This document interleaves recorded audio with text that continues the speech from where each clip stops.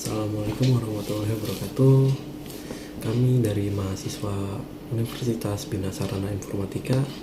Di sini saya akan mempresentasikan hasil tugas kelompok kami, yaitu Konstitusi Undang-Undang Dasar Republik Indonesia 1945.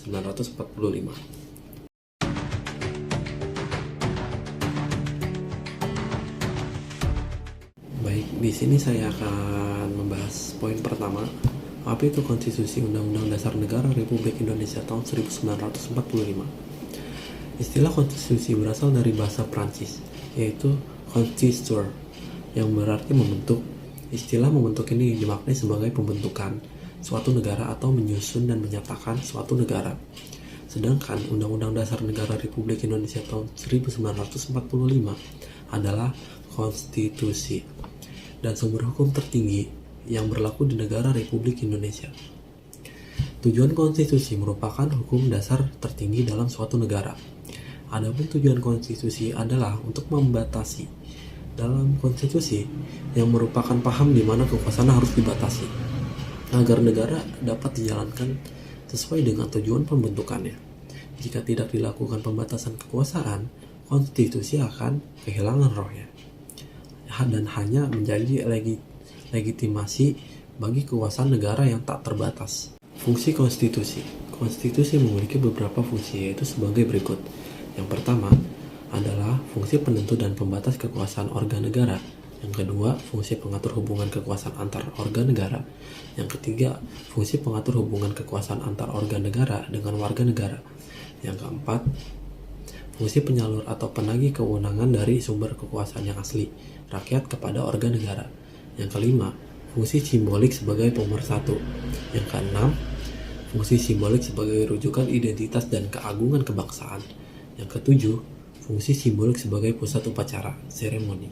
Itupun menurut ahli, Prof. Dr. Hamid Atamimi, beliau mengatakan pentingnya suatu konstitusi atau undang-undang dasar sebagai pemberi pegangan dan pemberi batas sekaligus tentang bagaimana kekuasaan negara harus dijalankan.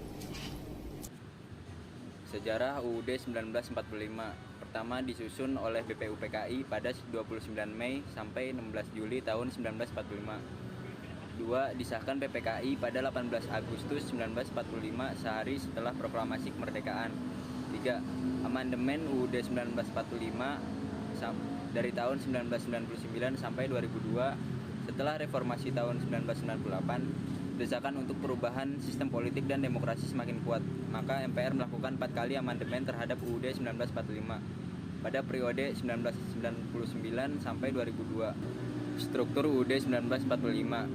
Pertama, pembukaan, terdiri dari 4 alinea yang berisi cita-cita, tujuan, dan dasar negara.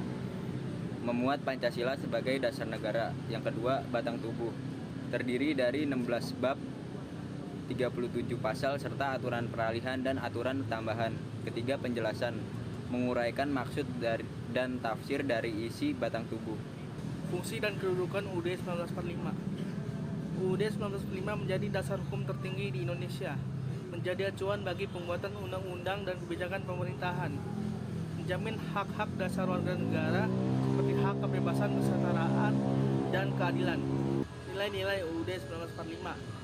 Nilai kedaulatan rakyat. Negara Indonesia mengadut prinsip kedaulatan rakyat di mana kekuasaan berada di tangan rakyat. 2. Nilai demokrasi. UUD 1945 memberikan landasan untuk penyelenggaraan negara yang demokratis. 3. Nilai hukum. Negara Indonesia adalah negara hukum di mana hukum menjadi dasar bagi setiap tindakan dan kebijakan negara. Tantangan dalam implementasi UUD 1945. Pertama, penegakan hukum yang masih lemah. Kedua, ketimpangan sosial dan keadilan yang belum merata di seluruh daerah. Ketiga, korupsi dan kolusi yang dapat merusak cita-cita demokrasi dan kesejahteraan bangsa. Keempat, pentingnya pendidikan mengenai konstitusi di kalangan masyarakat untuk meningkatkan kesadaran hukum. Kesimpulan UUD 1945 adalah Konstitusi Dasar Indonesia yang mengatur penyelenggaraan negara, lembaga pemerintahan, dan hak-hak warga negara. Pembukaan UUD berisi filosofi negara dan Pancasila, sementara batang tubuh mengatur sistem pemerintahan, hukum, serta hak asasi.